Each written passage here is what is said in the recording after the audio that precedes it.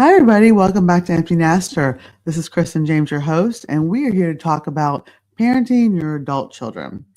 I have three children that recently came back home, and I have a 23-year-old who graduated from college and is working a full time job. I have a 20-year-old daughter who just finished her second year of college and has moved back home for the summer. And my husband has a son who's also 20 who has moved back home after completing his second year of college as well.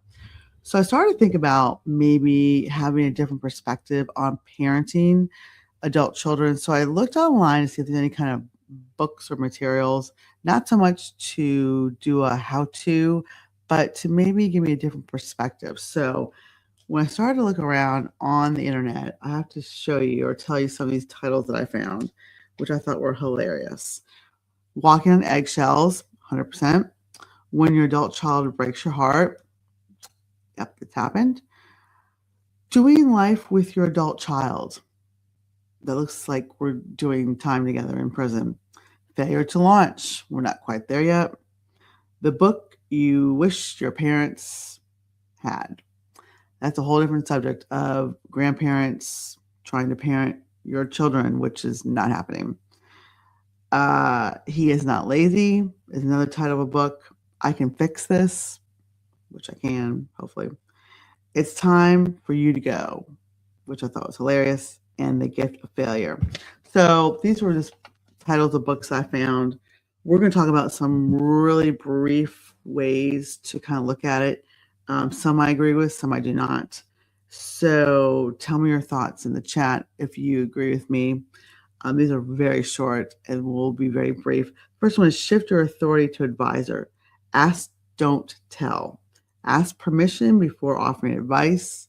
Instead of instructing them on how to fix a problem, ask open-ended questions like, have you thought about any options for this? I agree with this, although it's going to be hard for me to do this because the last 23 years, I've been doing it as slowly, nicely directing, if not responsive, moving towards highly suggestive to pretty much screaming at the child to do it. So although I'm open to it, it's going to be hard for me to do that because it's been so boom, boom, boom. This is how we're going to do it. This is how you're going to do it. I'm open to it. Invite, don't dictate. If you want to spend time together, extend an invitation without guilt trips or strings attached. That's never really been an issue for me. I feel like I offer it. If they want to do it, great. If not, it's okay. Not a problem there. This one's going to be a hard one. Listen first. Prioritize active listening over lecturing. Allow them to vent without immediately jumping in to solve the problem. Have you ever had a female,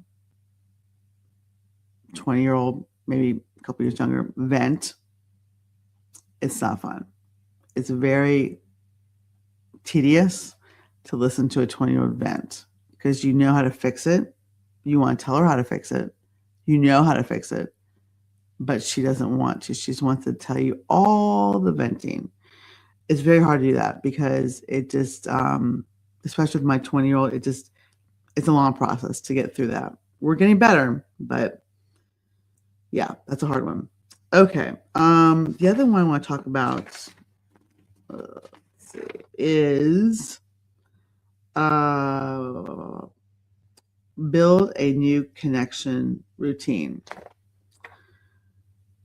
The first one talks about letting go of tracking, which I'm assuming is 360. Respect their privacy and emerging adulthood. You are no longer responsible for policing their daily movements. Although I don't police them, I think it's a safety issue, especially when you have girls. I never really look at their day-to-day activities, like at night, especially when they're at school. I just make sure they're home or I know where they're at. Just a safety issue. During the day, I don't really look at it, but I think it's still a safety issue to keep that as a possibility, not as a policing thing. So I do agree with that to an extent. Scheduled check-ins. I do not agree with this. Create a predictable connection routine, such as a designated Sunday phone call or a bi-weekly family dinner. Absolutely not. I am not scheduling a phone call with my child who's living in my house. Not happening. there needs to be like a conversation, but we don't have to have a weekly scheduled phone call.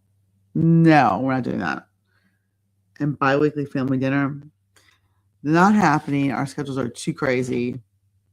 I was thinking about maybe doing like a weekly dinner with each of the girls separately, or they want to do it together. That might be a way to do it as well. Focus on the relationship. I did like this one. Focus on the relationship. Talk about their passions, interests, and dreams rather than consistently inquiring about their grades or job searches.